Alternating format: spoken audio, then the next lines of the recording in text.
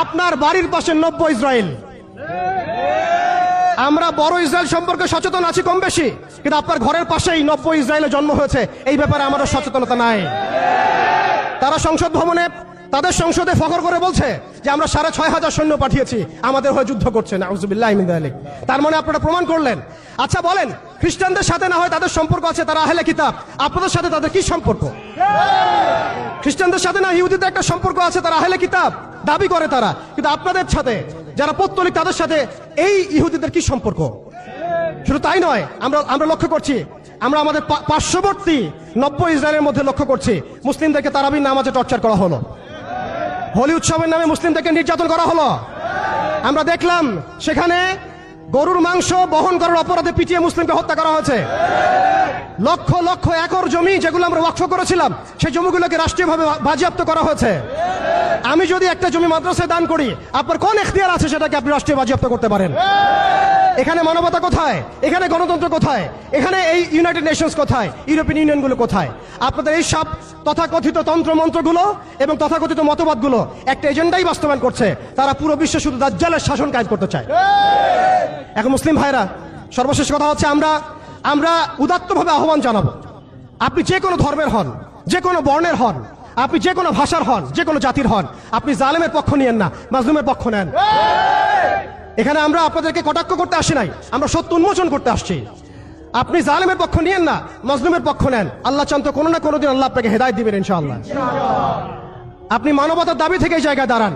এই অবস্থা যখন চলছিল তখন কি আমরা ঘুমিয়েছিলাম? উত্তর না। বিগত 100 বছর আমরা ঘুমিয়ে থাকি নাই, সবাই চেষ্টা করেছে কম বেশি, কিন্তু এইসব তন্ত্রমন্ত্রের জালের মধ্যে পড়ে, এইসব তন্ত্রমন্ত্রের গোলকধাঁধায় পড়ে, এইসব নৈতিকতার অবক্ষয়, ইমানের দুর্বলতা, হারাম খাওয়া, সুদে লিপ্ত হওয়া, আমাদের এই মাদক, এই জেনা, এই ফ্রি মিক্সিং, এই পর্নোগ্রাফি, এই সমস্ত কিছুর মধ্য দিয়ে আজকে আমরা আমাদের সেই ইমানি জজবাকে হারিয়ে ফেলেছি। এখন সময় হচ্ছে সেই জজবাকে আবার ফিরিয়ে নিয়ে আসা।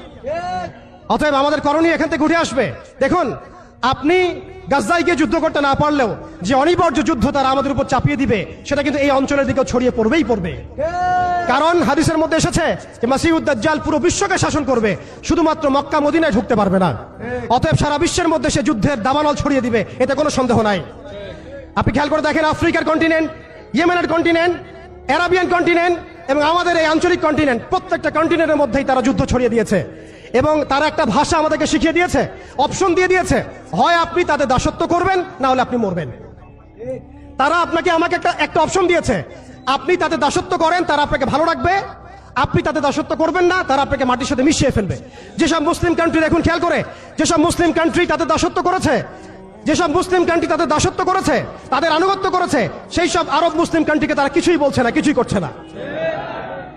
তাদের কাছে তেল আছে, সেই তেল তারা দিচ্ছে, তাদের কাছে অর্থনৈতিক সাপোর্ট আছে, তারা দিচ্ছে। তাদের জমি ব্যবহার করে সেখানে বোম্বিং করা হয়েছে। আমরা দেখেছি কিভাবে পাকিস্তানের জমি ব্যবহার করে আফগানিস্তানে বোম্বিং করা হয়েছে। আমরা দেখেছিলাম ইরাক ইরান যুদ্ধ লাগিয়ে সেখানে বোম্বিং করা হয়েছিল। আমরা লিবিয়া, সোমালিয়া, মালি, এই তারপরে আপনার ইয়েমেন, জর্ডান, লেবানন, প্রত্যেকটা জায়গার মিসাল দিতে পারি যেখানে মুসলিম ভূমিগুলোকে ব্যবহার করে তারা মুসলিমদের উপর বোম্বিং করেছে আর মুনাফিকদেরকে তাদের সহযোগী হিসেবে রেখেছে। অতএব তাদের অপশন হচ্ছে, হয় আপনি তাদের দাসত্ব করবেন, না হলে মরবেন। যারা দাসত্ব করেছে তারা সুখে আছে, তাদের কোনো সমস্যা নাই। ইভেন গাজাবাসীর কান্না ওদের কানে পৌঁছায় না, এই বাচ্চাদের মগজের খুলি তাদের কাছে, তাদের চোখে ভাসে না, এই বোনদের ধর্ষণের চিৎকার তাদের কাছে যায় না, এই শিশুদের হাহাকার তাদের কাছে যায় না, এক ফোঁটা পানির জন্য তারা কাঁদছে, এই কান্না তাদের কাছে যায় না। তাদের এই হৃদয় নেফাক দিয়ে এমন ভাবে পরিপূর্ণ হয়ে গেছে, তাদের কাছে এই মানবতাহীনতার এই কাজগুলো, দৃষ্টান্তগুলো ওদের কলবের মধ্যে কোনোই দাগ কাটছে না। প্রিয় ভাইরা, এটা কেন হয়েছে? তাদের নেফাকির কারণে। অতএব আপনি যদি দাসত্ব করেন, নেফাকিতে চলে যান, আপনারও কোনো সমস্যা হবে না। কিন্তু আমি অনেস্টলি প্রশ্ন করতে চাই, আপনার মধ্যে কি আল্লাহর ভয় নাই? আপনার আমার মধ্যে কি কাল কিয়ামতের মাঠে জবাবদিহিতার ভয় নাই? আপনি আমি কি লা ইলাহা ইল্লাল্লাহ বিশ্বাস করি না? আপনি আমি কি মুহাম্মদুর রাসূলুল্লাহ বিশ্বাস করি না? আপনি আমি কি মুহাম্মদ রাসূলুল্লাহর উম্মত নই? অতএব আমরাও কখনোই কারো দাসত্বের দিকে যাব না ইনশাআল্লাহ। আমরাও ইনশাআল্লাহ তাআলা কোশ্চিনকালে এই জায়নিস্ট মুভমেন্টের, এই পশ্চিমাদের, এই দাজ্জালের অনুসারীদের দাসত্বের মধ্যে কখনো যাব না ইনশাআল্লাহ। তারা আমাদেরকে অপশন দিয়েছে, হয় দাসত্ব করো, না হলে মরো। আমরাও বলে দিব, আমরা ইনশাআল্লাহ তাআলা শহীদ হয়ে যাব, তবু তোমাদের দাসত্ব করব না ইনশাআল্লাহ। দাসত্ব না স্বাধীনতা।